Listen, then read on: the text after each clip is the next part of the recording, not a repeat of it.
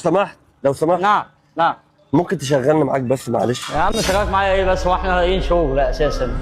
يا عم بس انا مش بهزر والله، أنا مش يعني انا اصلا في المدينه الجامعيه هنا في المنصوره، اه ومفيش حد راضي يشغلني عشان انا بدرس يعني، فلو كنت تشغلني معاك اي حاجه والله هو المشكله برضك الدنيا صعبه برضه، شغالك معايا ازاي يعني؟ الدنيا صعبه والله. يعني شوف لي اي حاجه بس يعني اساعدك في اي حاجه والله.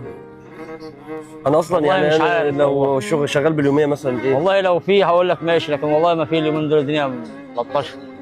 انا مفيش اي حاجه خالص والله. لا لا. يعني اتوقع والله يعني.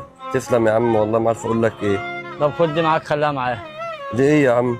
يا عم خليها بس معاك على الله. يا عم لا خليها لا بس يا معاك عم، لا بس. والله ما بمد ايدي، انا بشتغل خليها يعني بس عادي. معاك. لا لا خليها بس يا عم معاك يا عم، خليها. على الله بس. ما هنعمل ايه طيب؟ ما هو مساعده لله.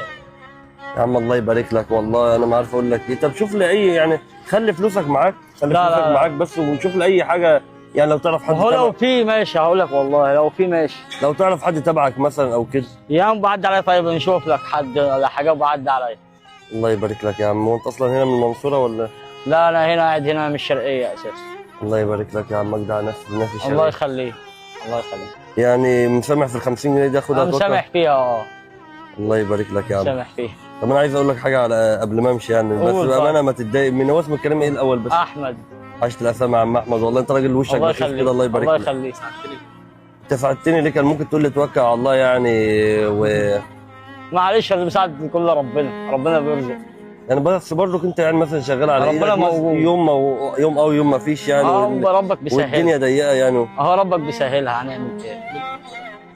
طب خد بس، خلي 50 جنيه دي معاك بس الاول، اقول لك بس على حاجه خليها بس طيب. خليها بس معاك معلش.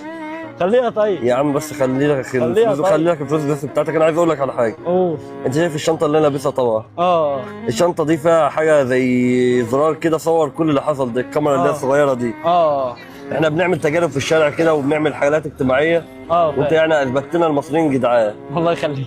طب فانا عايز اعمل لك اي حاجه مثلا ايه، لو احط رقم تليفونك الناس تتواصل معاك، لو حد يوفر لك شغل، حد يوفر لك اي حاجه، ده يعني ربنا يجعله في ميزان حسناتنا جميعا. زي ما انت وقفت جنبي الناس تقف جنبك بقى، لانك يا راجل رب. جدع وشاطر. يا رب. قول لنا رقم تليفونك كده. 031 031 29 29 0 0 69 8. 69 8. انا اتشرفت بك يا عم احمد الله والله يخليك. العظيم، ما عارف الله اقول لك يخليك. ايه. الله يخليك. وتسلم الشرقيه اللي هي طلعت واحد زيك والله. الله يبارك لك ويحفظك يا عم. ماشي، انا هسيب رقمك في التعليقات تحت عشان الناس ايه تتواصل معاك. ماشي. يعني زي ما انت كنت إن جدع شاء معايا، الله. الناس باذن الله تكون جدع معاك. الله ان يبارك شاء لك الله ويفتحها ربك عليك. يسهلها ان شاء الله. ماشي يا ريس، اتشرفت الله. بيك جدا. اللي صورنا ده نذيعه يعني وننزله على النت. ما فيش اي مشكله. الله يبارك لك.